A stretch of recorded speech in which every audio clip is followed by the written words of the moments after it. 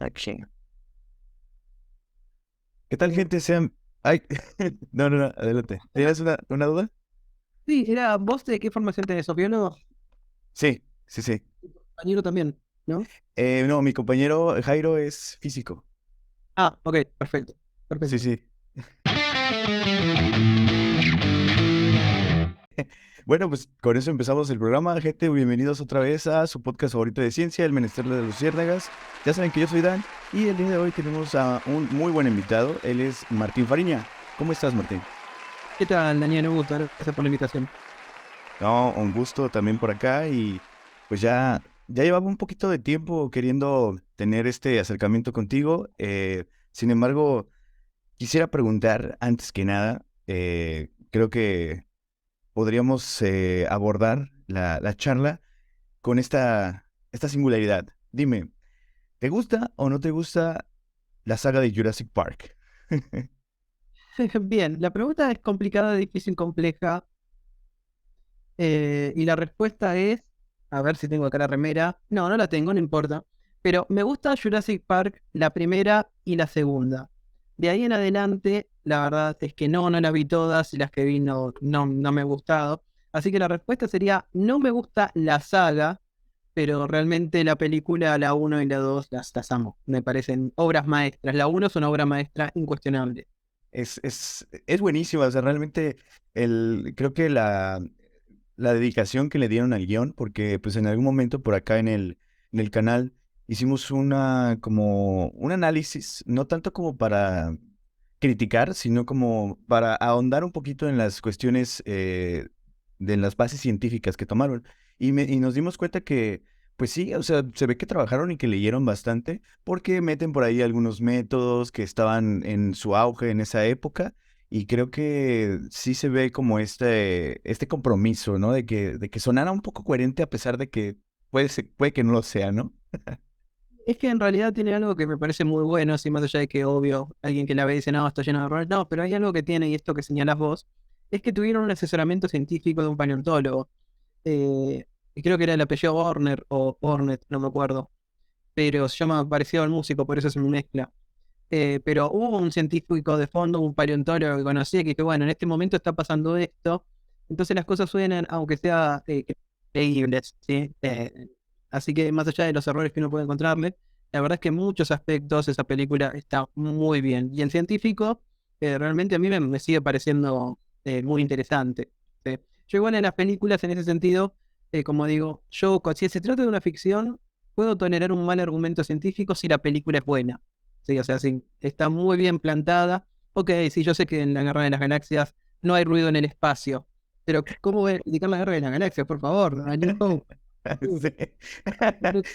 Eso lo puedo tolerar. Como no puedo tolerar, al revés, un buen documental que pretende ser un documental cuando es todo ficticio. Sí, totalmente. Es al revés. ¿Sí? O sea, por ahí están los falsos documentales que a mí me encantan, como hay uno muy bueno, aprovecho y lo recomiendo, el Mundo según Filomena Kunk, que es un falso documental, es muy gracioso, pero tiene cosas que son muy rescatables para la comunicación. Pero uno desde que arranca sabe que está viendo algo falso. ¿Sí? Hay documentales que están surgiendo que te lo venden como documentales que no lo son, y eso sí me parece que es cuestionable. ¿Sí? Sí, no, sí, porque pues ahí está como este, pues la información como falsa, ¿no? Que puede llegar y que si pues, nadie lo aclara, igual está peligroso, ¿no? Que se pueda quedar como algo que la gente toma como una referencia, ¿no? Claro, porque de hecho, eso está estudiado desde el punto de vista de los medios, y es lo que se llama documental subjuntivo. ¿Qué quiere decir? O sea, te explican qué hubiese pasado si. Sí, por ejemplo, qué hubiese pasado si hubiesen existido los dragones. Hay una serie muy famosa que es un ícono en eso, donde muestran cómo es la anatomía de los dragones, cómo vivían, la ecología, que esto, que no sé, por ningún momento dicen que en realidad los dragones no existieron. Entonces uno se queda con la idea de que los dragones existieron. Y uno puede decir, no, bueno, pero es obvio que no existieron. No, porque la ciencia cambia y entonces está bueno aclararlo. No, entonces Jurassic Park, que sabemos que vamos a ver una película, que vamos a ver una película del mejor director de ciencia ficción de la historia, puede tener ciertos errores científicos. Se lo perdona porque la película es impactante, el guion es buenísimo, la imagen es buenísima. Sí, Ese es No, sí, sin duda. Y pues de la mano de este gran director, ¿no? Que pues no nada más Jurassic Park, que tuvo muchas muy buenas películas. Y fíjate que yo escuchaba ya tiene rato que vi un video de un paleontólogo español que Una cosa que, contaba, ah, ahora que decir, me acabo de dar cuenta, voy a mostrar mi remera. ah, Pero bueno, obviamente es una modificación del logo de Jurassic Park. O sea, a ese nivel caló tanto en la cultura, ¿no?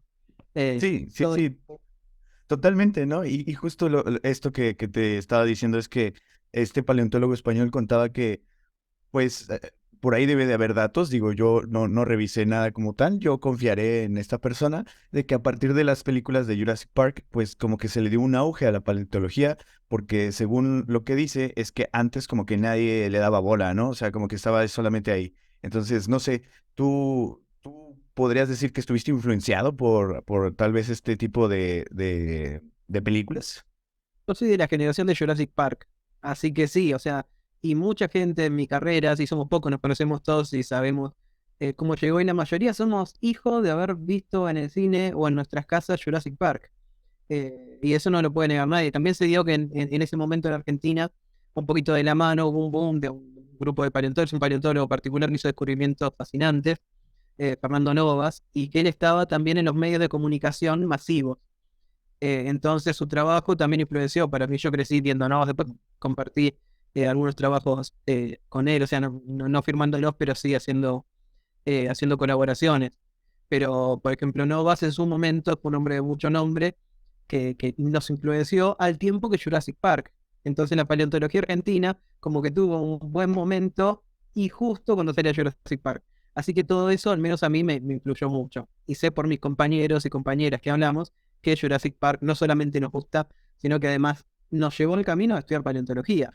Sí, sí, sí, totalmente. De hecho, hace unos episodios hablábamos por aquí con una chica, Krista, que es bióloga marina, y platicábamos que en ese sentido también a la gente que crecimos en los noventas, que tuvimos una infancia en los noventas y los 2000 tempranos, también nos influenció mucho el hecho de que hay muchas cosas cinematográficas para niños sobre vida marina, sobre historias de peces en el mar y que pues sí, o sea, también tiene como una repercusión fuerte en la cuestión de la biología, en la biología marina, el hecho de como toda esta cultura, ¿no? Pero precisamente tomando en cuenta de nuevo esto que dices, eh, para poner un poco en contexto también, pues sí, Martín es paleontólogo, pero actualmente estás estudiando el doctorado o ya lo terminaste, no estoy seguro. Doctorado, sí, yo lo que hice es una especialización en comunicación pública de la ciencia, que siempre hice comunicación pública de la ciencia en paralelo a mi carrera, y lo que estoy haciendo ahora es el doctorado en ciencias biológicas. Lo estoy haciendo en la Facultad de Ciencias Exactas y Naturales.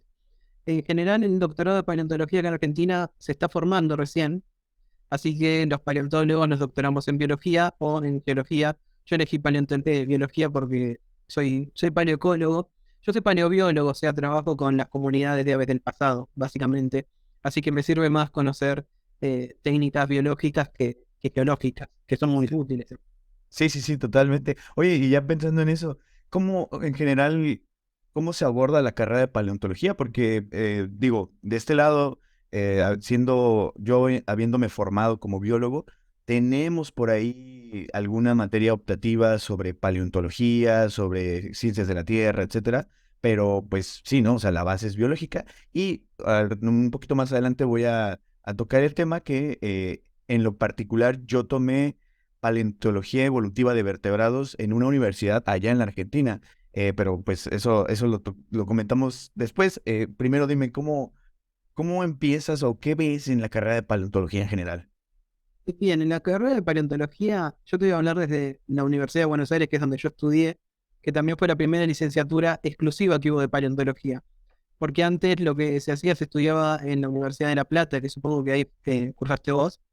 eh, pero bueno, se cursaba ahí y uno hacía biología con orientación en paleontología. Muchos paleontólogos vienen de ahí.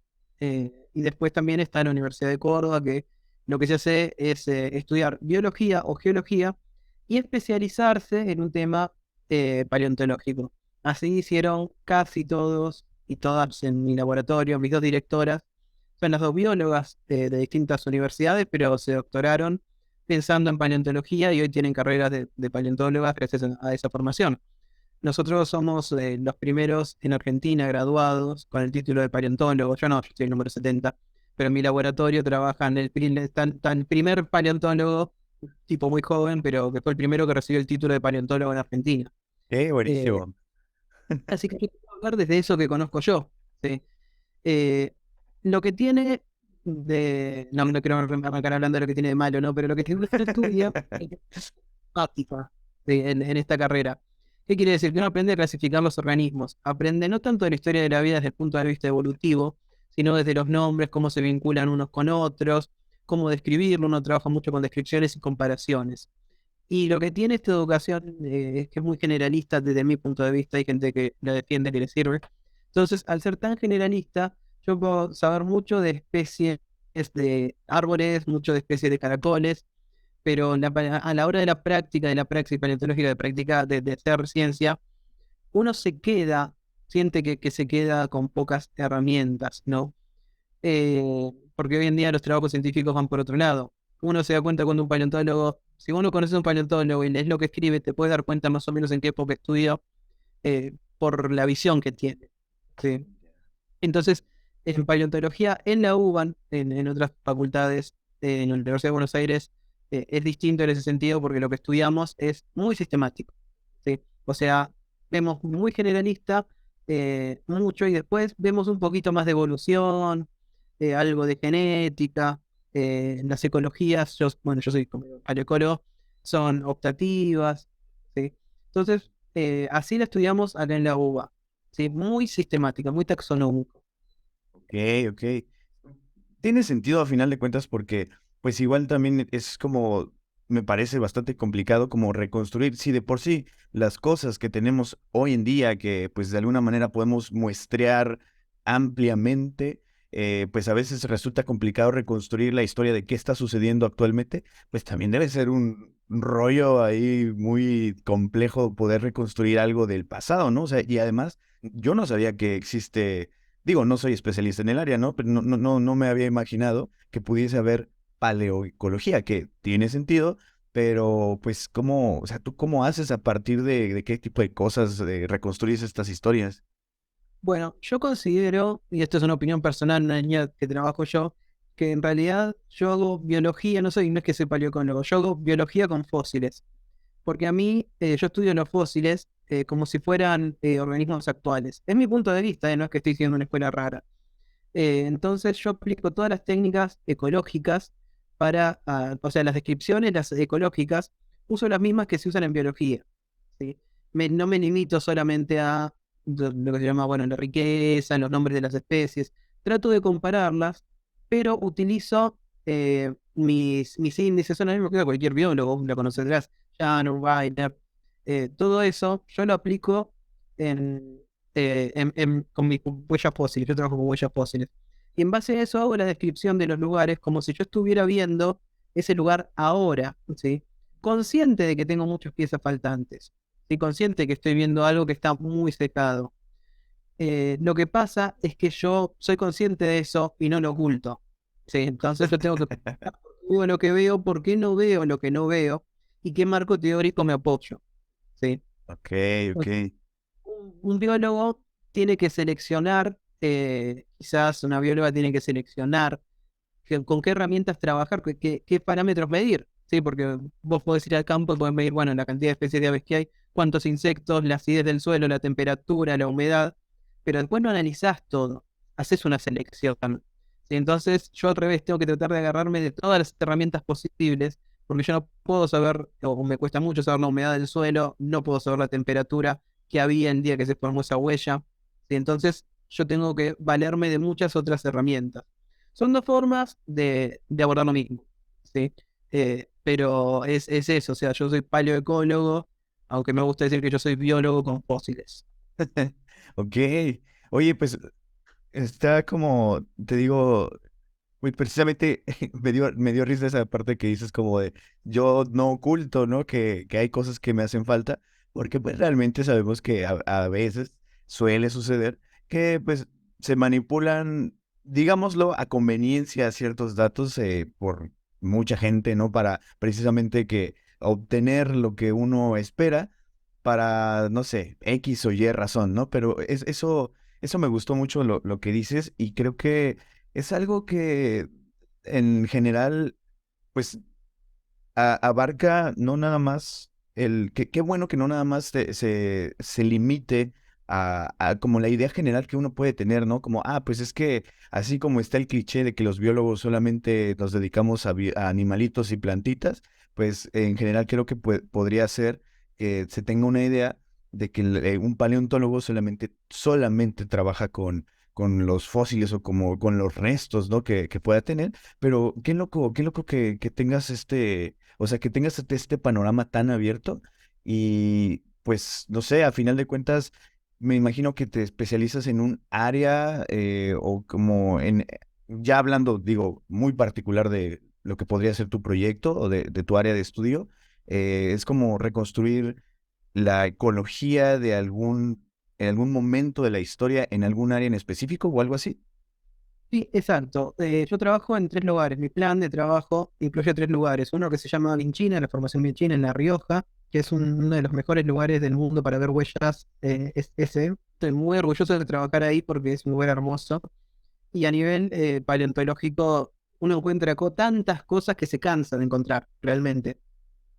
O sea, estábamos ordenando hace poco, para que te des una idea, estábamos ordenando las colecciones y eso lo hacíamos en base a un soporte fotográfico de campo.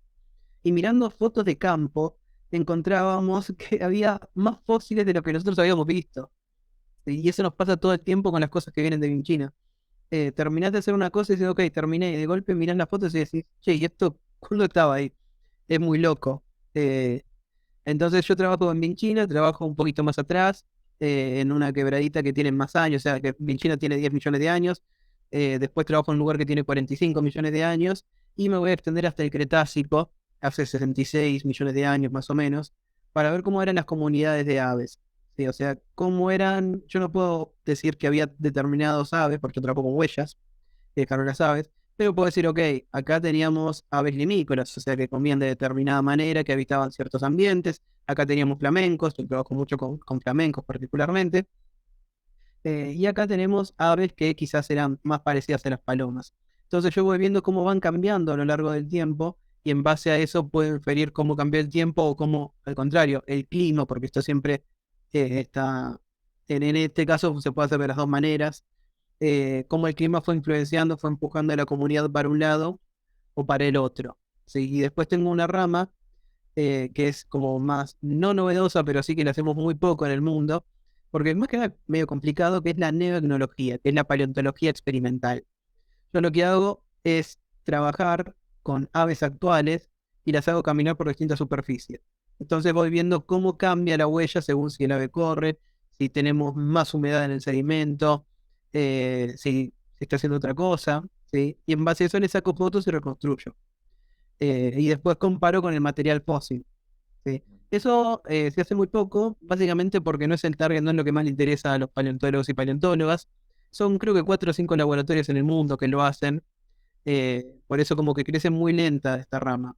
Pero a mí personalmente, como te digo, que soy más biólogo que paleontólogo, yo me auto percibo más biólogo que paleontólogo, trabajar con animales actuales me fascina.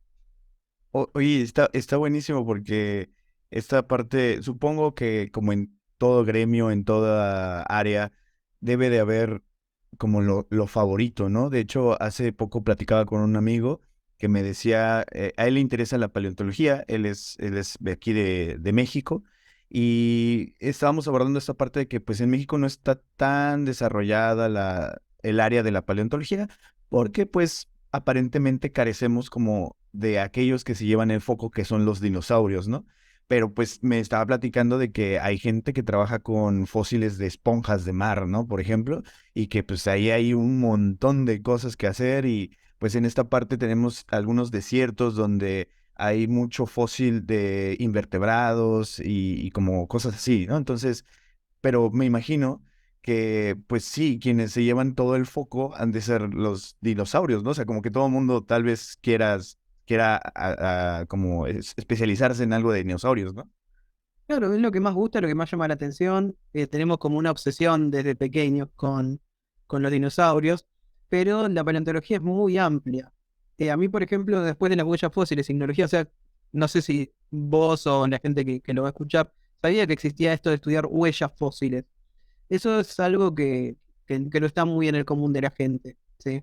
Sí, sí. Eh, pero si yo no estudiaba esto, lo que más me gustaba es micropaleontología, que son fósiles muy, muy pequeños y son muy, muy abundantes, que eso se estudia literalmente con microscopios, y es una forma totalmente distinta de trabajar.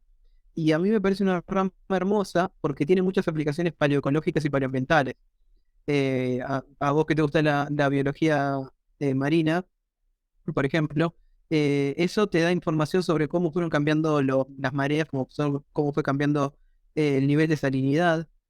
Tengo una compañera que se está especializando en eso, es un trabajo impresionante, que realmente es, a mí lo que uno ve cuando se sienta en el microscopio es alucinante y cuando uno empieza a cruzar datos, es hermoso. Por ejemplo, hay un tipo de microorganismo que tiene como una conchilla, que si la temperatura, creo que es más de, no me acuerdo el número, pero creo que si la temperatura del agua era de más de 21 grados, la conchilla giraba para un lado, pero si es de menos, la conchilla gira para el otro lado. Entonces, vos podés ir calculando cómo va cambiando, cómo fue cambiando la temperatura del agua en base a los fósiles que encontrás. Sí, Sí, sí, y también podés ver, ahí tengo un compañero que hace también eso, pero más actual, trabaja en los últimos 300 años. Y vos decís, ¿cómo un paleontólogo trabaja como lo hace? Sí, te va contando el cambio climático en base a los fósiles que ve de los últimos 300 años. Eso por ponerte un ejemplo, la paleontología de invertebrados es hermosa, es maravillosa. Lo que es trabajar con amonites, que tienen mucha fama, sí que son fósiles que tienen muchas utilidades. A mí me gustan los bivalvos, que son los famosos caracoles que vemos en el mar, que les decimos caracoles, no son caracoles, pero eso también nos habla mucho del ambiente. Entonces, los dinosaurios son nuestros favoritos, nadie puede decir lo contrario, a mí me encantan, pero cuando uno empieza a meterse en el mundo de la paleontología en general, dice, wow, qué mundo alucinante. sí. Y una cosita, habrás notado que no hablé de paleobotánica, y eso es porque a mí no me gusta la paleobotánica, no es que no exista la paleobotánica. Porque es un tema un seco mío, yo sé que mis compañeros paleobotánicos si llegan a ver esto, me van a ahorcar, me van a matar. Bueno, pero también la paleobotánica se estudia y da una cantidad enorme de herramientas para estudiar el pasado, los cambios climáticos, los cambios de fauna, porque está muy vinculado, claramente, uno sí sabe si uno sabe qué flora había en el pasado, puede entender por qué ciertos dientes tienen quizá la forma que tenían, ¿sí? Entonces, como que lo ideal siempre es trabajarlo en conjunto. Y la paleontología es muy rica, muy amplia, y está bueno explorarla donde todas las posibilidades que nos ofrece, ¿no? Sí, sí, sí. O sea, y no por nada en Jurassic Park, además de Alan Grant, estaba Ellie Settler, que era la paleobotánica, ¿no? Y en conjunto fue que los llamaron a ver qué onda con el parque, ¿no? Denise Sattler es la única, primero que siempre me llama la atención, nadie se acuerda que ella era paleobotánica, porque todos creen que trapa dinosaurios, pero además es la única que tiene una noción integral del parque, porque en un momento les dice, es la única que da una visión ecológica.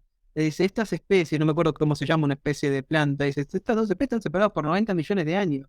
Es que nadie se puso a pensar en eso. Y lo mismo en la cena, ella tiene una visión de cómo hay que pensar, muy interesante, la vida en el pasado, que dice, o sea, al final y al cabo eligieron las plantas porque son lindas. ¿Qué tiene que ver una planta linda con un animal extinto? Es un ambiente totalmente nuevo. Entonces, la doctora Sattler creo que es la favorita de muchos, y de muchas personas, porque realmente no solamente tiene un coraje enorme haciendo todo lo que hace en la película, sino que la bajada que hace respecto a Jurassic Park es distinta de la que podía dar cualquier otro paleontólogo, o mismo de los demás personajes, ¿no? Sí, sí, sí, y pues, o sea, porque justo como el profesor Alan, pues sí, él como, pues sí, llega y dice, ah, bueno, esto es esto y lo otro, ¿no? Pero precisamente como que se tiene esa percepción de que se quedan pues maravillado, ¿no? Por esto, pero, y sí, obviamente aportan, ¿no? Ya en algunas escenas por ahí cuando se ponen a platicar los tres científicos y todo este rollo, pero pues sí, o sea, yo creo que justo tiene que ver esta cuestión de la impresión que causan los dinosaurios y precisamente esta materia que te contaba que yo fui a cursar por allá, fue esta paleontología evolutiva de vertebrados y ahí, pues, justamente abordábamos un poquito sobre lo de las huellas. A mí me sorprendió mucho esta cuestión de que, pues según cómo están posicionadas las huellas, pues te dan una idea de cómo caminaba y eso lo llevan a el tipo de cadera, el tipo de, pues como estructura que tenían, si estaban parados en dos patas, en cuatro, etcétera. A mí eso me voló la cabeza. Digo, yo no, fue una causalidad que yo haya cursado esa materia. Y respecto a lo que decías hace rato, no fue en la UBA, fue en la Universidad Nacional de Cuyo, en Mendoza. Ah, qué Eh, lindo. allá tomé este curso porque, pues, primeramente yo iba a hacer mi intercambio en mi estancia cuando estaba estudiando la universidad, la carrera, en la Universidad de Plata.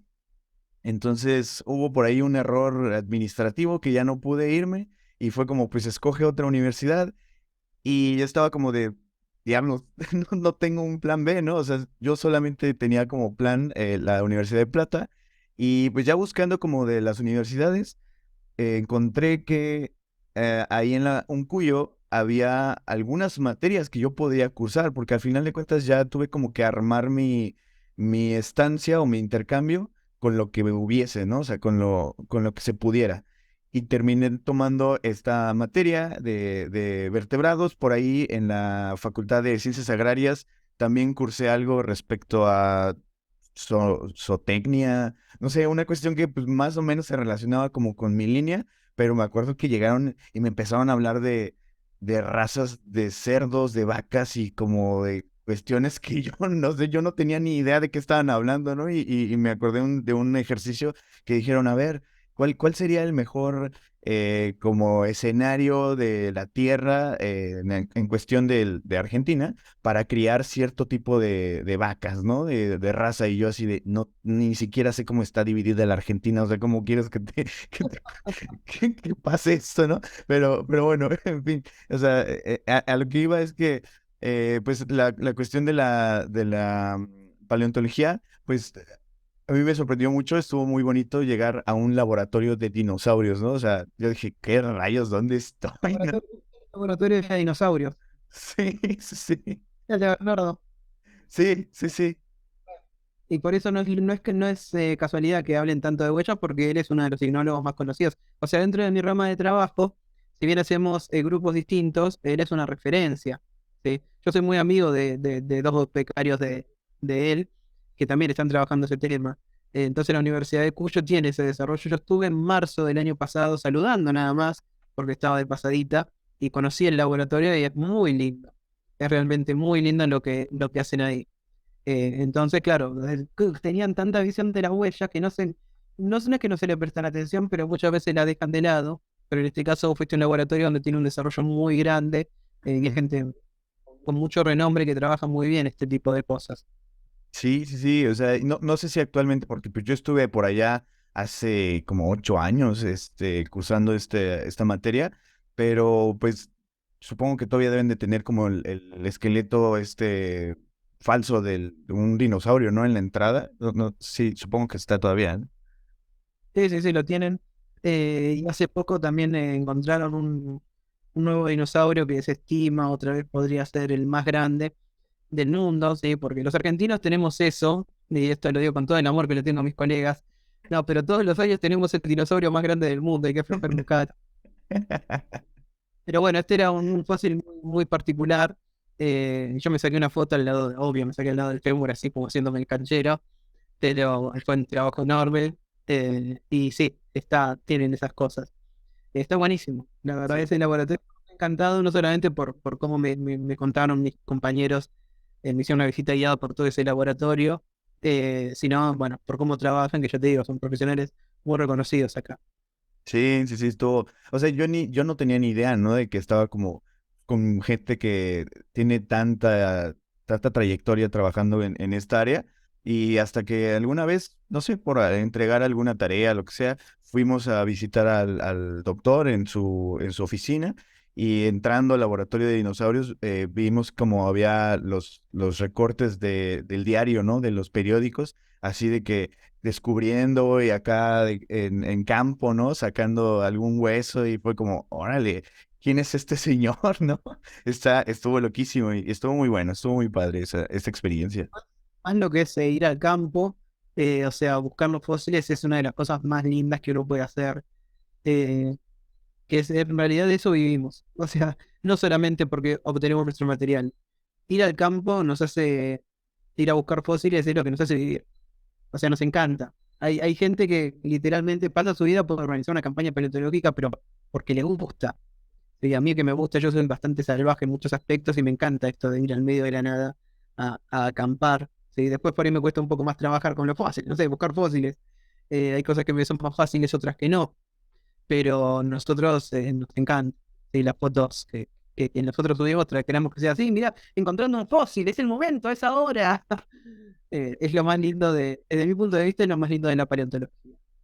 Sí, no, es que debe ser sorprendente eso, ¿no? O sea, acá, por ejemplo, en México, recuerdo que hace algunos años, en una zona cercana a la universidad donde estudié, encontraron restos de mamut, pero así como, pues, lo que se piensa, ¿no? Que vivían en manadas, o sea, eran muchos, muchos restos de varios mamuts, ¿no? Y me acuerdo que, pues sí, o sea, como aquí te digo, no hay tanta especialidad en la paleontología, pues vinieron algunos doctores, ¿no? Que pues, sí están como metidos en este rollo, y pues sí, era impresionante porque, pues, ver así de repente como todo cercado de que, a ver, estamos en un área, pues que parece ser que podría haber más cosas, ¿no? Y pues nada más ver, aunque sea de lejos, como todo ese rollo que se hace, es como, wow, qué loco, ¿no? Y pues en general impacta, ¿no? Es muy parte es algo muy bonito,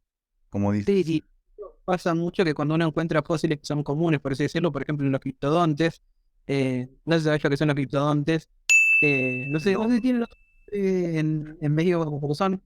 No, me salen todos los nombres de acá, Tatu Carreta, no sé si le dicen bicho bolita, allá, No, no no, sé. no.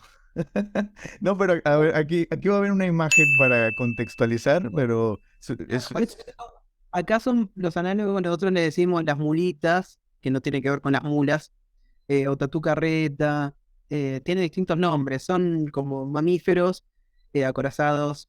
Fíjate, busca nombre tatú. Y eso en el pasado eran muy comunes acá, eran más grandes. ya, acá las decimos armadillos. Los armadillos, sí, está bien, acá también. De hecho, este es armadillo. No, no, no me di cuenta yo. Pero bueno, armadillos gigantes, acá había muchísimos, y es muy común encontrarlos. Y aunque sea un hallazgo común, sigue siendo tapa de diario cuando aparece uno, ¿sí? Y literalmente yo puedo encontrar uno porque en la zona donde estoy yo, en Buenos Aires, no hay cosas muy viejas, en general son muy nuevas, pero son tan comunes que yo puedo ponerme a excavar y encontrar uno en mi jardín, ¿sí? Porque vivieron los últimos 10.000 años. Y eso va a llamar mucho la atención de los medios porque es un fósil, ¿sí? En general se le dice, encontraron un dinosaurio de hace 10.000 años. No, es otra cosa. No importa, llama la atención, gusta eso, ¿sí? Sí, sí, sí. Sí, ¿no? Y creo que también empatándolo un poquito con tu beat de stand-up que tienes ahí en Científico Stand-up, que lo tienes está en YouTube.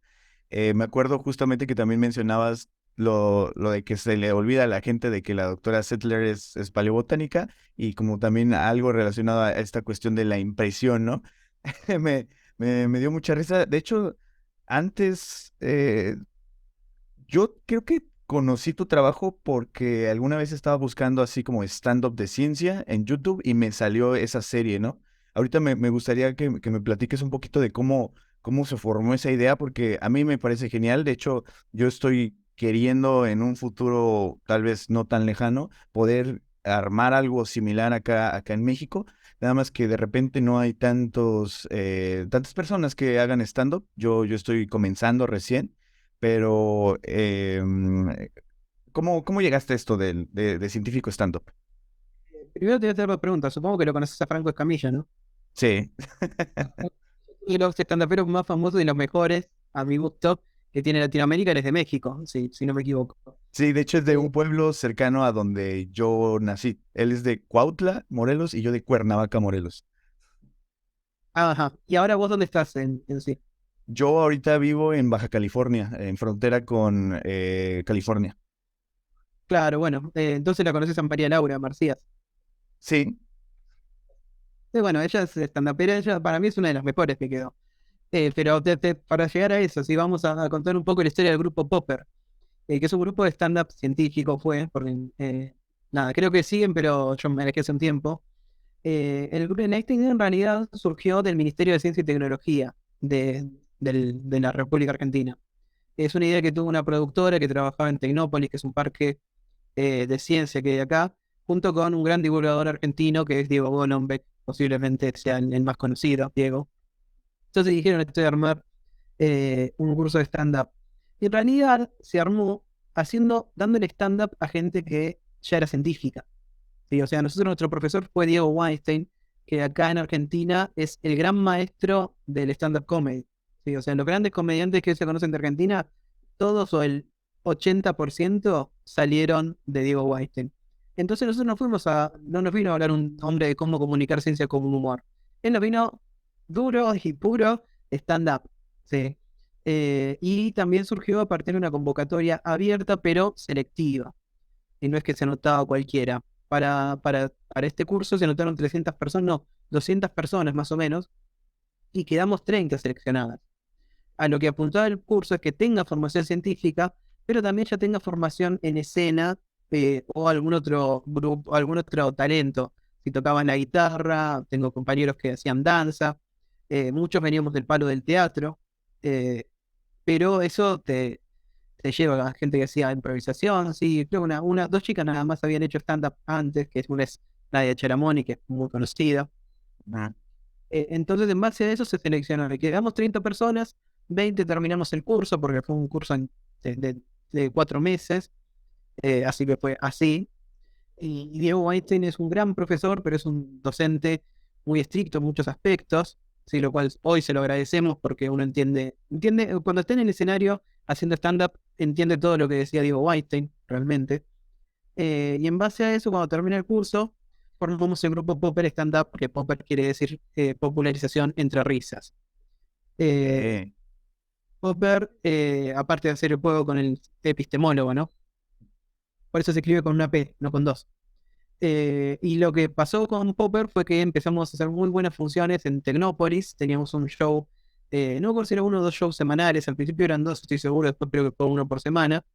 En Tecnópolis que recibía muchísima gente, es un parque enorme, abierto y público. Entonces como que empezamos a tener cierto nombre y empezamos a trabajar en distintos lugares. ¿Sí? Nos empezaban a llamar en bares, porque nuestra idea no era quedarnos solamente con el público científico, ir a hacer stand-up a las universidades. Fuimos a bares, o sea, a casas de comedia, ¿sí? O sea, sí, clubes.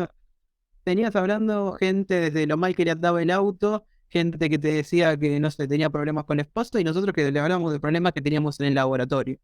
Pero porque el desafío era precisamente no llegar al público que siempre ve ciencia, que siempre consume ciencia, sino a la persona que está en otra sintonía, así que no le interesa.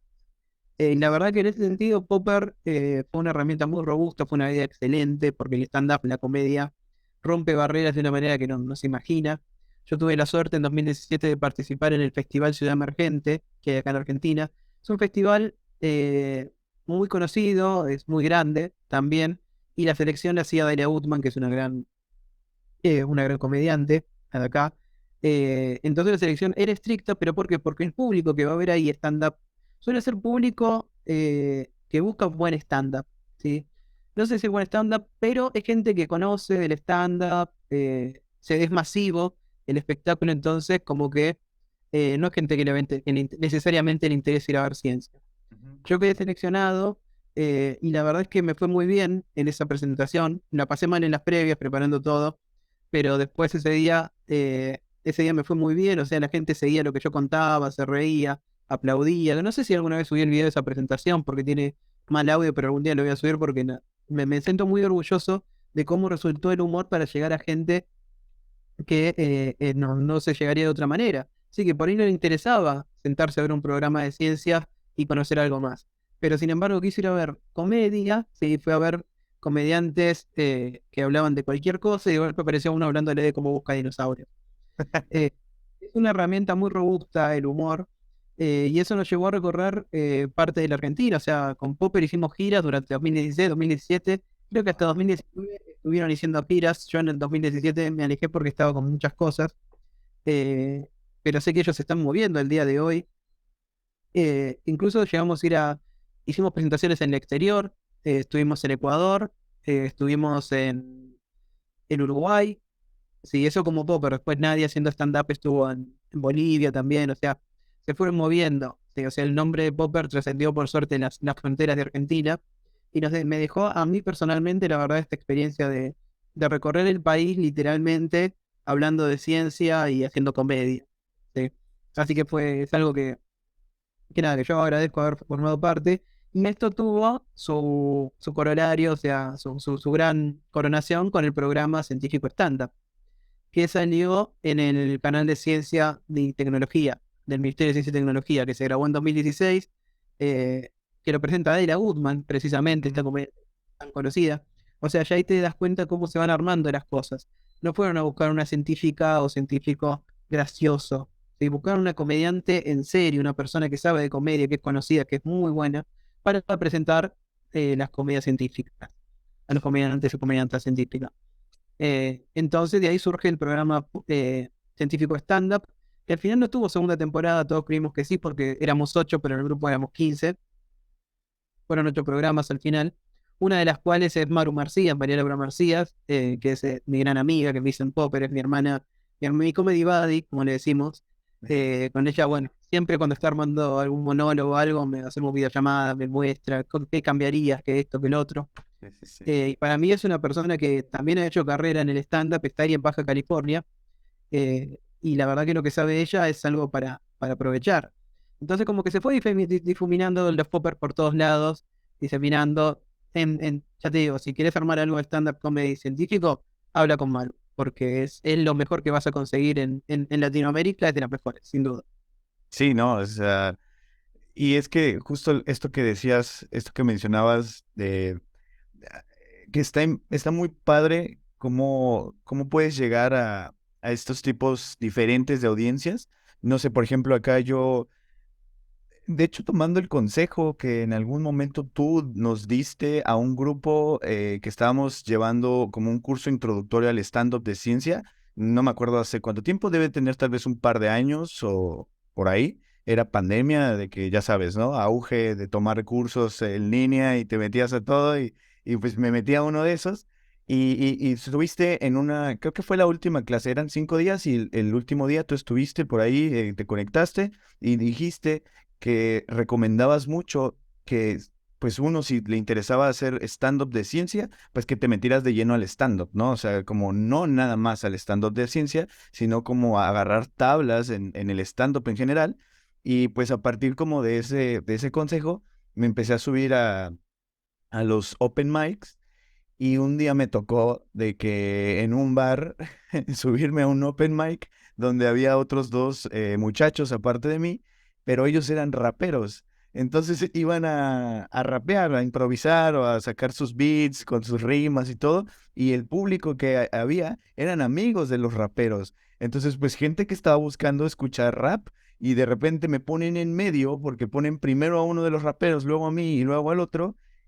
Y yo así como, bueno, yo no voy a rapear, espero que no se saquen de onda, ¿no? O sea, y ya como que empecé a agarrar ahí bola un poquito y yo dije, loco, es que si, pues puede que hasta me abuchen, ¿no? O sea, no pasa de eso, pero, o sea, tenía muchos nervios como de qué voy a hacer, ¿no? Y sí, está buenísimo porque, pues no te voy a decir que fue un excelente open mic para mí, pero por ahí salieron algunas risas y yo con eso dije, bueno, al menos alguien se rió de algo. Empecé a agarrar un poquito esto del cabareteo, de empezar a agarrar a alguien, de que no, este tipo, porque yo llegué hablando un poquito de mi rutina, es como el estigma que hay o la percepción de los biólogos que somos marihuanos todos, de que todos nos metemos hierba, y por ahí fue como, a ver, bueno, ¿no? Y tú se ve que tú tienes cara de que me entiendes, tú podrías ser biólogo, ¿no? Y entonces como agarrar eso, y estuvo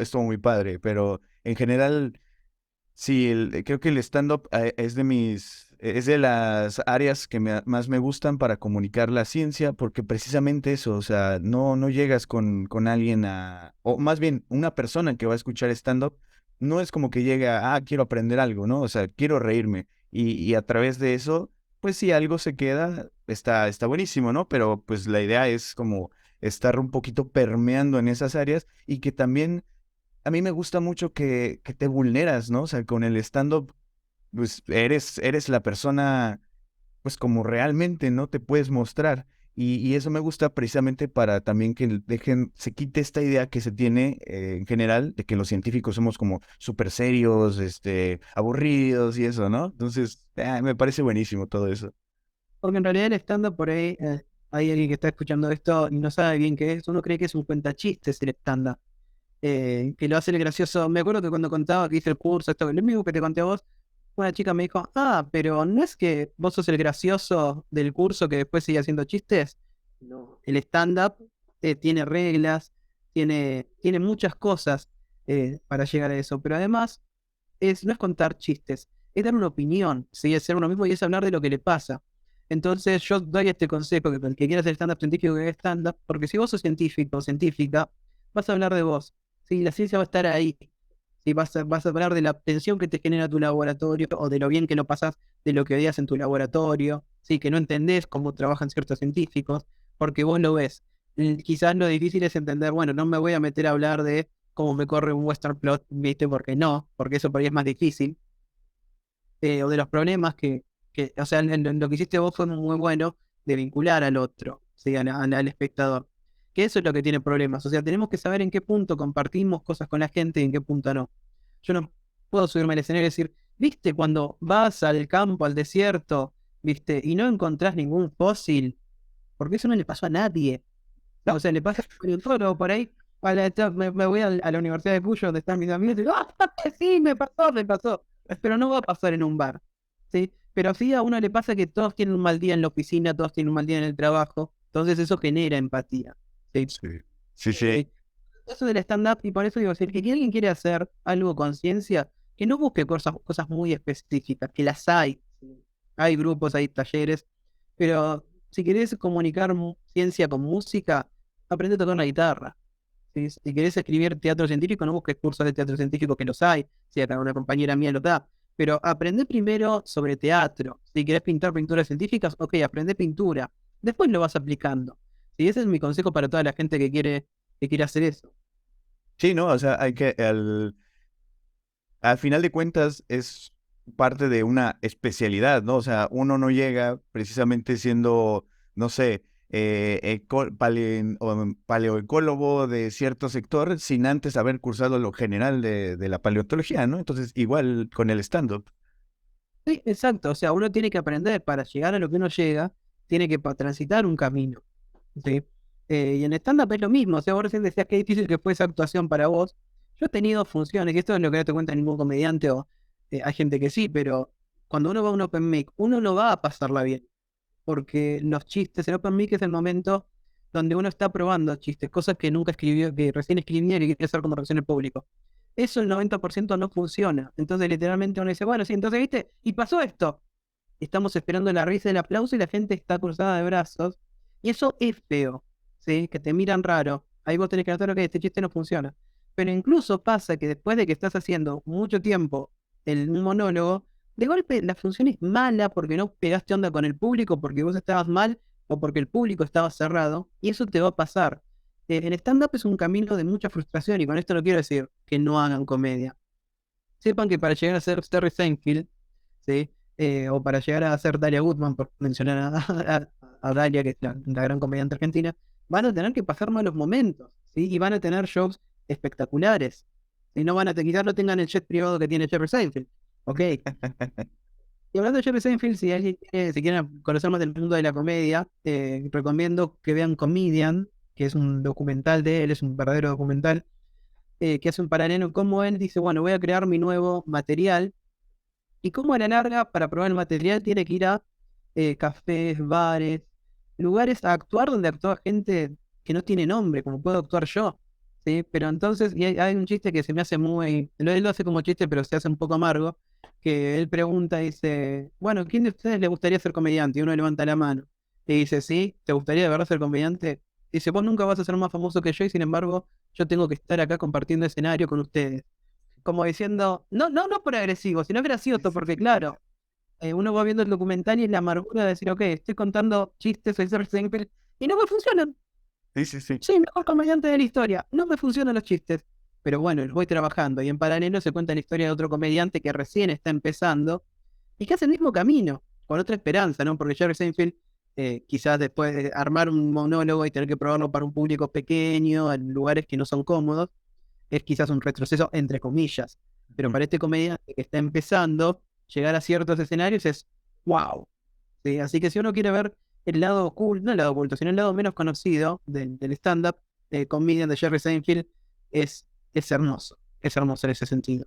Sí, sí, sí, y es que esto que dices de que, bueno, igual muchos comediantes que tal vez hoy día pues ya tengan cierta carrera recorrida y que estén en alguna otra posición pues un poquito ya más pública o más conocida, pues sí, a veces dejan de lado como esa parte, ¿no? Digo, yo estoy un poco metido en el mundo de la comedia mexicana porque sigo a muchos comediantes en sus canales, ¿no? O sea, muchos comediantes, que la mayoría son de la Ciudad de México, pero pues en general sí llegan a platicar estas cosas, ¿no? O sea, y está bien loquísimo. A mí me pasó también que de repente me invitaron acá a un museo, en un evento de comunicación de la ciencia, de divulgación, y alguien del centro de investigación donde estoy trabajando llegó y me dijo, oye, me dijeron que tú haces stand-up de ciencia, y yo, pues no, no diría que lo hago como tal, pero pues lo intento, ¿no?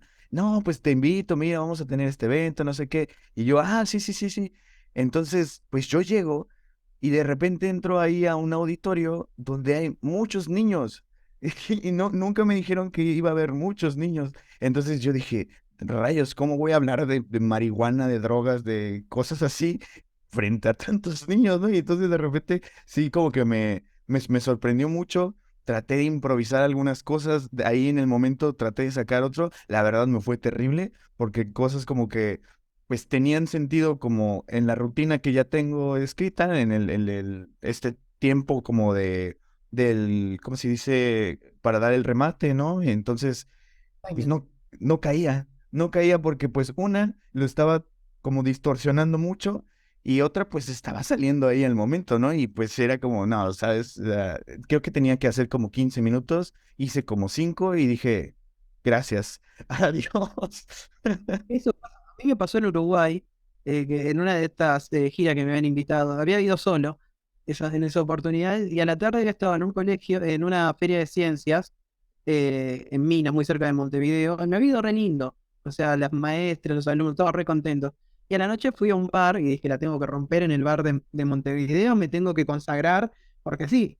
Y la verdad que arranqué y a los 3 minutos una señora me insultó como que, ¿qué venís a decir acá vos? Porque a veces los argentinos y los uruguayos tenemos una relación de amor-odio. Yo los amo, ellos nos odian, pero bueno, cosas así. Y la verdad es que ya no podía, o sea, no se podía sacar una risa genuina. Esta mujer me terminó de desmoralizar y también lo que yo creí que iban a ser 15 minutos de fama en el país hermano de Uruguay, terminaron siendo 5 porque yo ya no podía, tenía a esa señora en contra que me iba a tirar algo. Entonces fui enseguida a mi último chiste, esperando que se rían. Creo que se rieron y ahí terminé. ¿Sí? Pasa, eso también es parte del stand-up. ¿Sí? Y esto siempre lo cuento porque se da esta dualidad de tener una función hermosa a la tarde, que uno no se quiere bajar más del escenario y que llegan los aplausos y las risas y que abajo del escenario es todo foto, y que después a la noche tenés otra función con un público distinto y literalmente te quieren matar. ¿Sí? Se habían puesto agresivos, insisto, se pusieron agresivos porque estaban un poco tomados, ya era medio tarde. Pero bueno, forma parte de la vida del comediante, de la comediante que quiere hacer carrera en esto, ¿no? Yo hoy me retiré, hoy por hoy me retiré del stand-up, porque no tengo el tiempo que dedicarme, eso es otra cosa más que interesante para hablar, que no es jugar a ser gracioso. Uno escribe, escribir ya de por sí lleva tiempo, uno tiene que probarlo en el escenario, ir al open mic, estamos hablando, ver qué funciona, qué no, modificarlo, volver a probarlo. ¿Sí? Entonces, hasta que uno llega a un monólogo bien armado, lleva mucho tiempo, que es algo que yo por mis obligaciones como investigador no tengo ahora.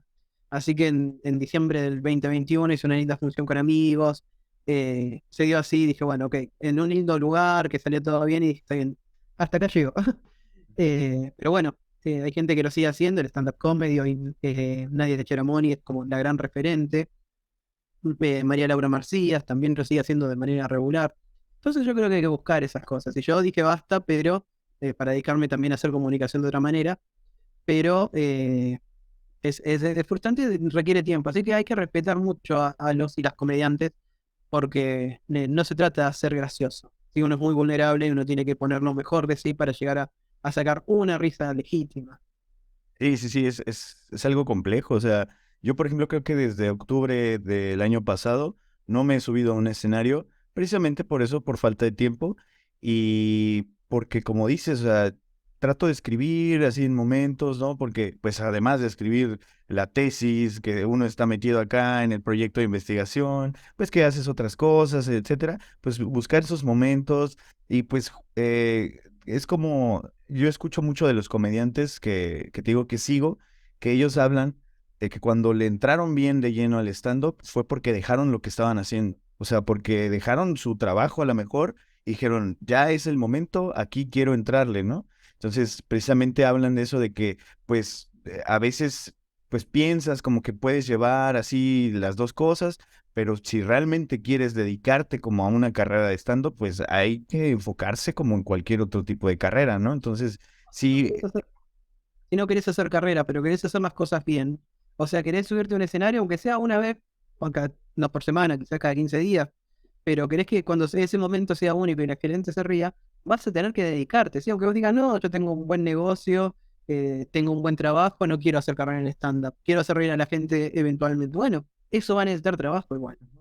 sí, sí, sí, es dedicación, es seriedad, ¿no? Porque a final de cuentas es parte de la comunicación es algo que debe dársele como su espacio precisamente para no hacer las cosas como pues ahí nada más de, pues a ver qué sale, ¿no? Igual, si tienes ganas, pues adelante, pero si te vas a dar cuenta que tal vez no sea como tú piensas, ¿no? O sea, o como lo tenías en mente, pero Nadie era Franco Escamilla. Eh, nadie termina ganándose el público de la misma manera que lo hace Franco en el primer show. Bueno, el primer show sí, porque en general uno invita a sus amigos y a la familia. Entonces, para que no te sientas mal, te van a aplaudir, se van a reír. Pero después en segunda función va a ser con público real. Que si los aburriste, andate. y te va, Andate te porque va, te va a gritar una señora, ¿qué venís acá? media borracha y andate porque se pueden poner violentos. Pasa.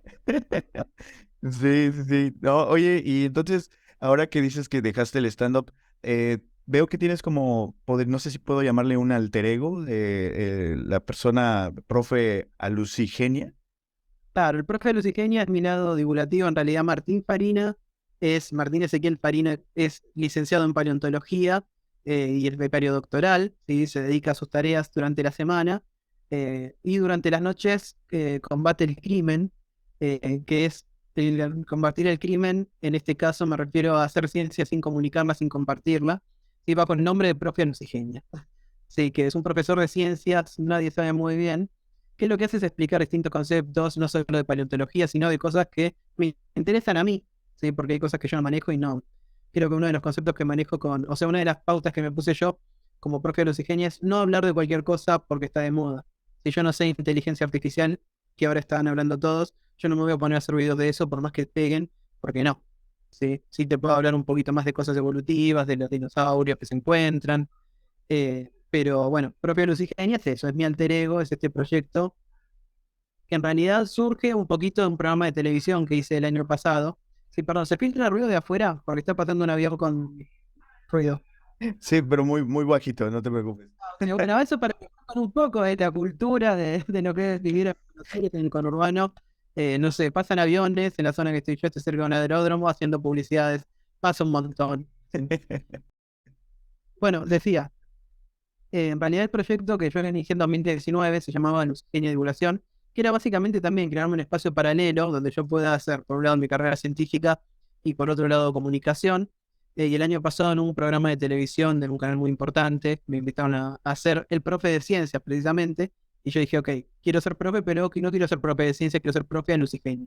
Entonces así surge la estética, surge esta cosa de, bueno, la forma de comunicar ciencia, los colores que utilizo en mis publicaciones, cosas así, vienen un poco de ahí surge Profe a los ingenieros. Ok.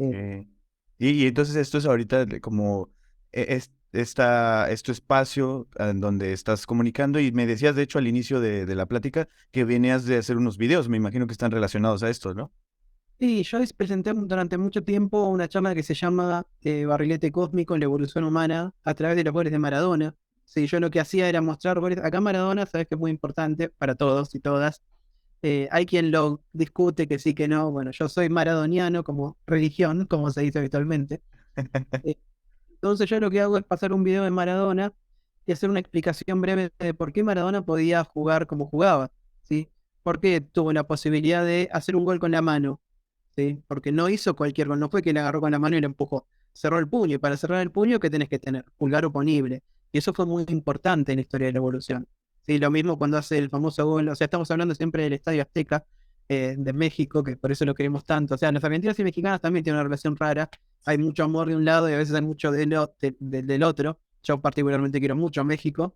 Y en parte es por eso, porque fue donde Diego predicó su palabra Sí, con, sí. con el entonces, en base a todo lo que iba pasando, me dice, ok, ¿por qué Maradona puede mover la cabeza para un lado mientras corre? ¿Sí? ¿Por qué puede ver a sus compañeros? Eso tiene un porqué evolutivo, o sabemos desde cuándo empieza.